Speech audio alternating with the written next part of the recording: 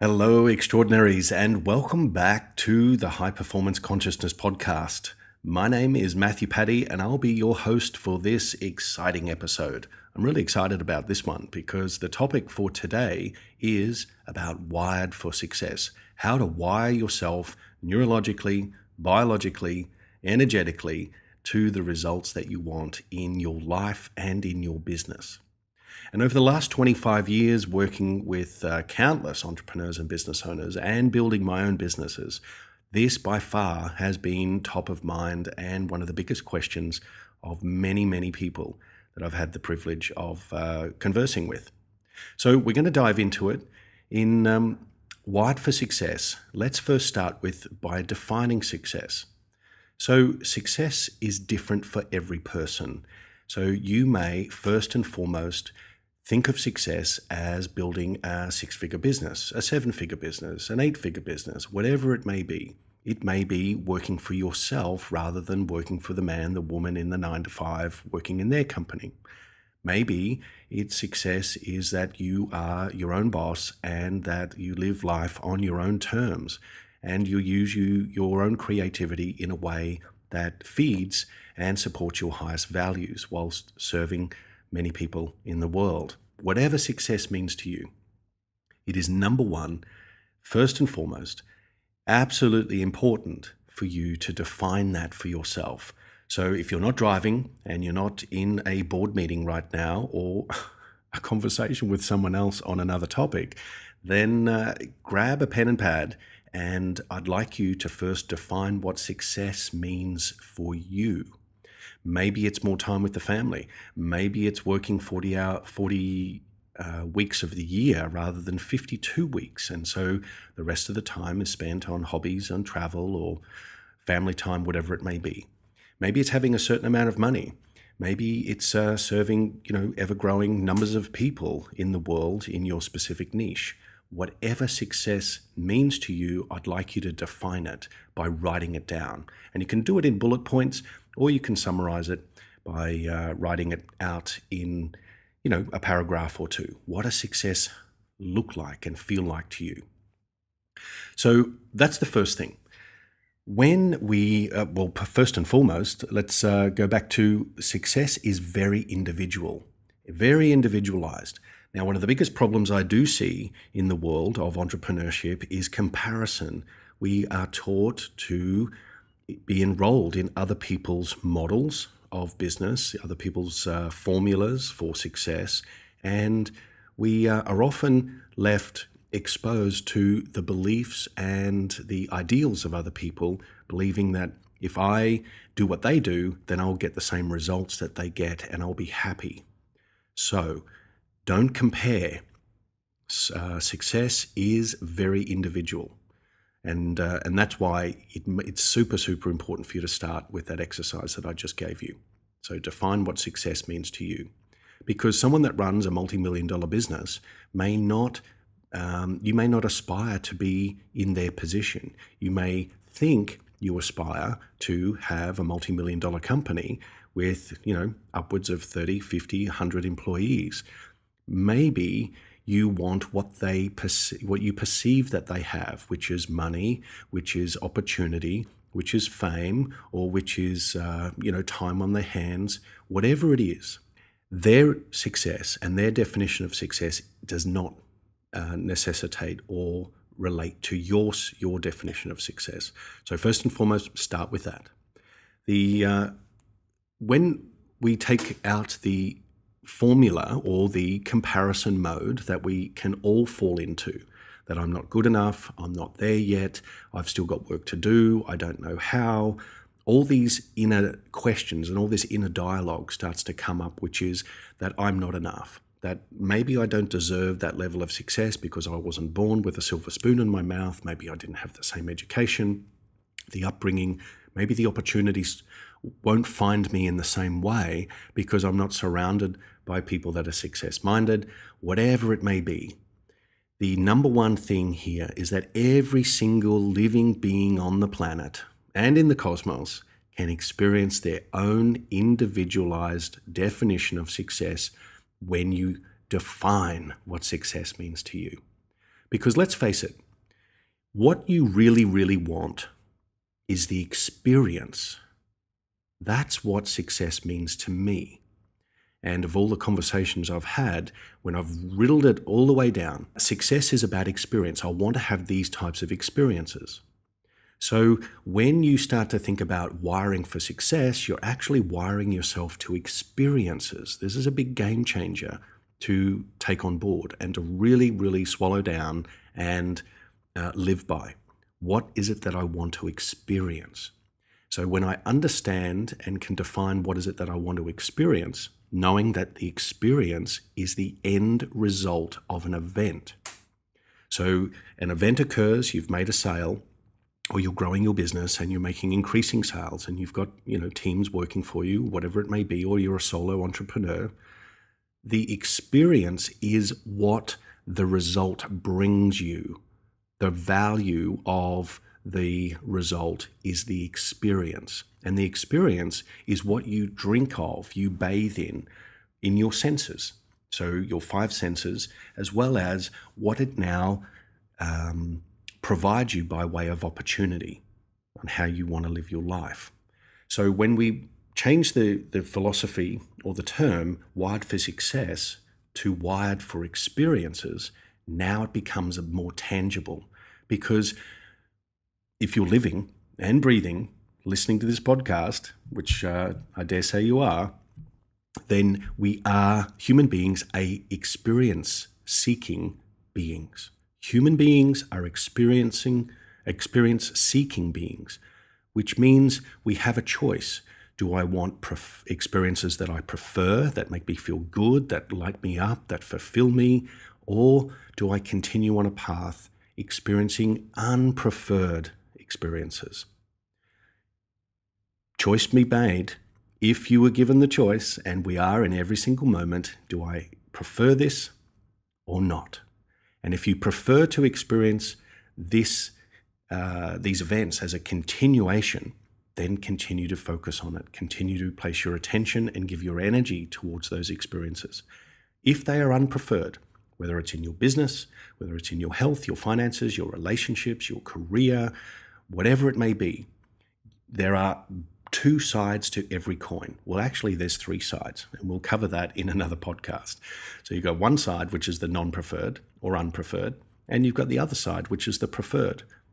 Most people are hoodwinked and live by a spell or under a spell that they must experience one side or the other, not both. So in the quantum world, the key word is and. Both exist simultaneously in the now.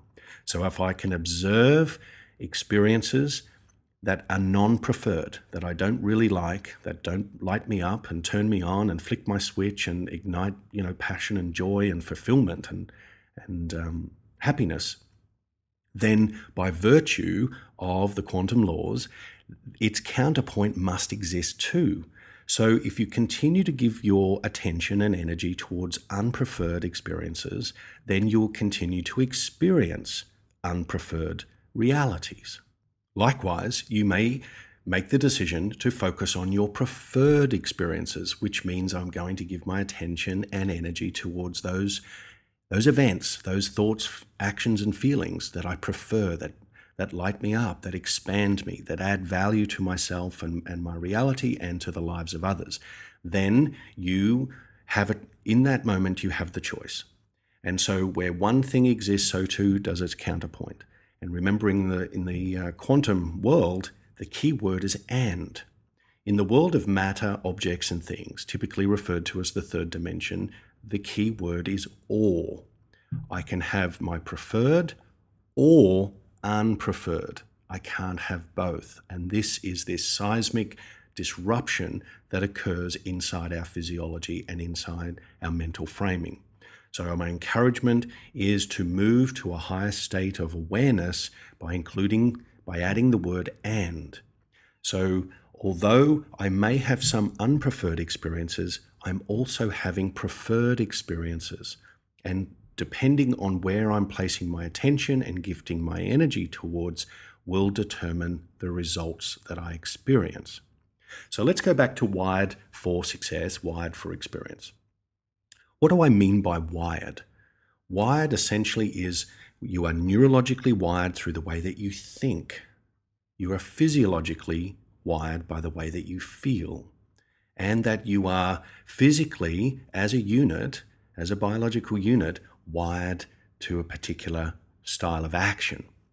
So when you look at those people in the world and study them that have got the results, i.e. are having the experiences, the outcomes that you want for yourself, then you can start to reverse engineer what they are doing, how they think, how they act, and how they feel, which is a state of being. And I'll go into that in another episode in great depth. At its core, you cannot experience a future reality that you are not first wired for. Let me say that again. You cannot experience a future reality that you are first not wired for, which means that if you continue to think, act, and feel the same way, then you are going to get the same results.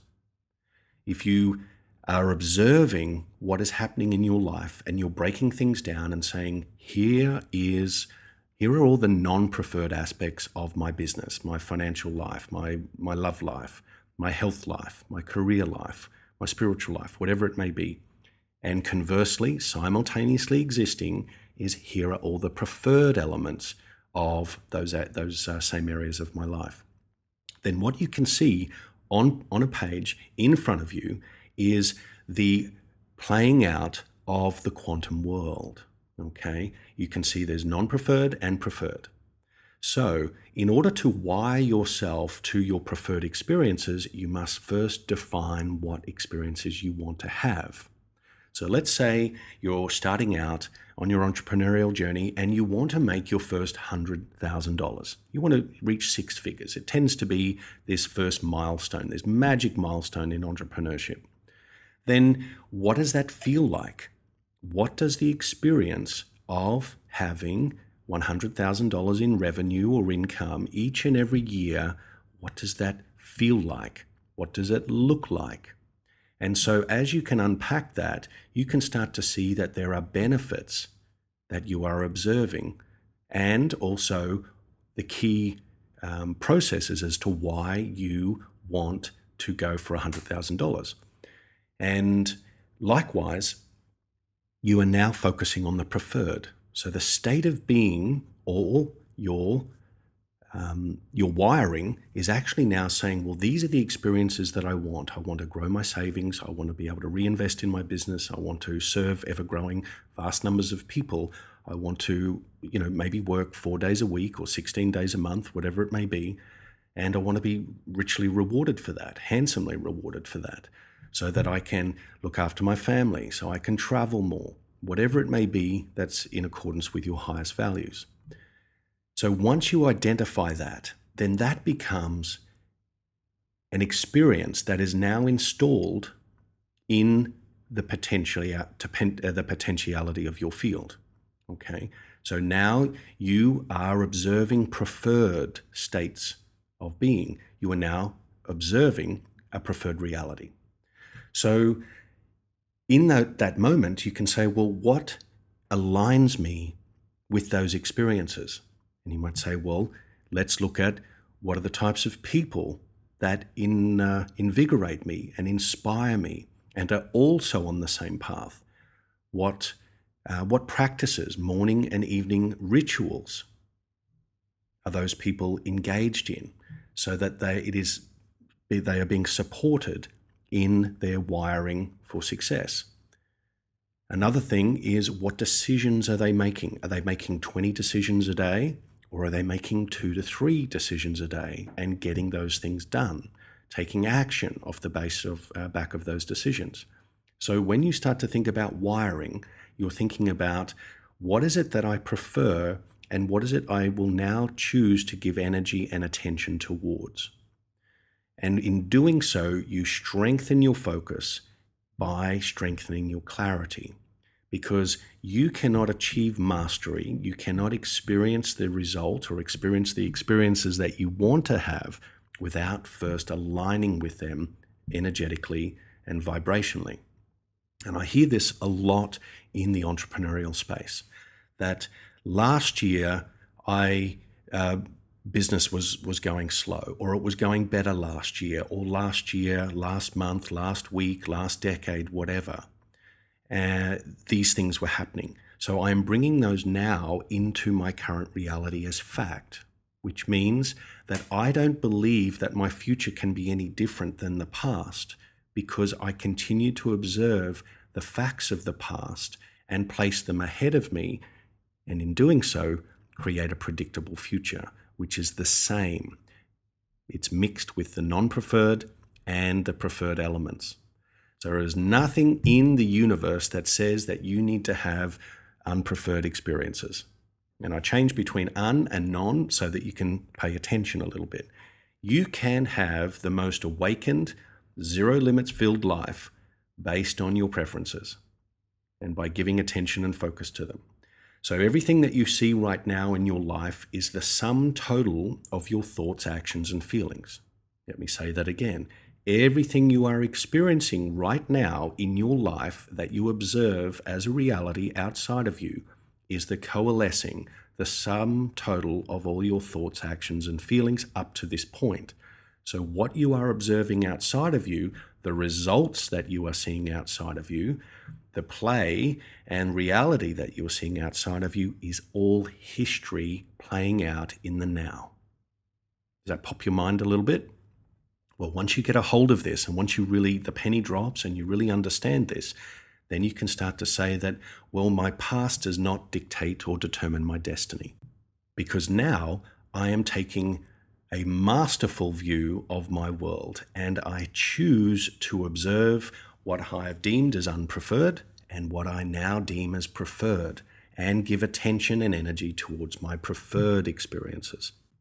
So your past does not determine or dictate your future. When you take back the reins of control and you start owning your path to mastery and make a very clean decision that you will focus on preferred outcomes and your own individualized definition of success. And so once you do this, you will feel cleaner, you will feel more inspired, and you will feel less subjected to the opinions and beliefs of other people at the beginning.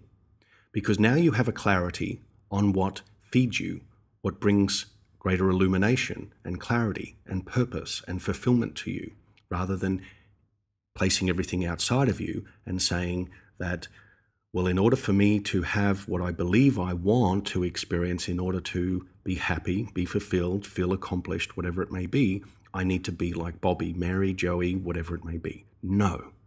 Be yourself. Be yourself. And so wiring for success, wiring for peak experiences is all about you, the unique, beautiful, divine tapestry of you. So what you value and where you place your attention and what you give your energy to over time will bear fruit.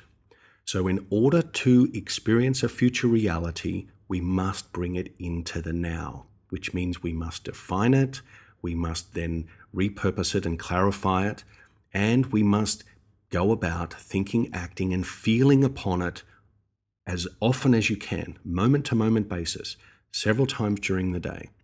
Because if you can see it in your mind and you can feel it in your body, then it exists in the field. If you can see it in your mind and feel it in your body, it exists in the field as a potential. Now, in order to wire yourself to peak experiences, it is about repetition.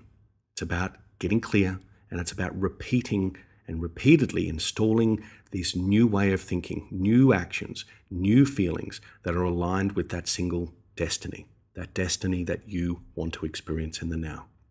And in future episodes as well, I will go into how you can essentially fold space-time. Instead of following a linear path, going from point A to point B, how you can bend time and shape the reality that you prefer at much, much faster intervals. So I hope you enjoyed this episode. As always, if you'd like to leave a comment, Any questions that you have, please leave them for me and I'll get back to you.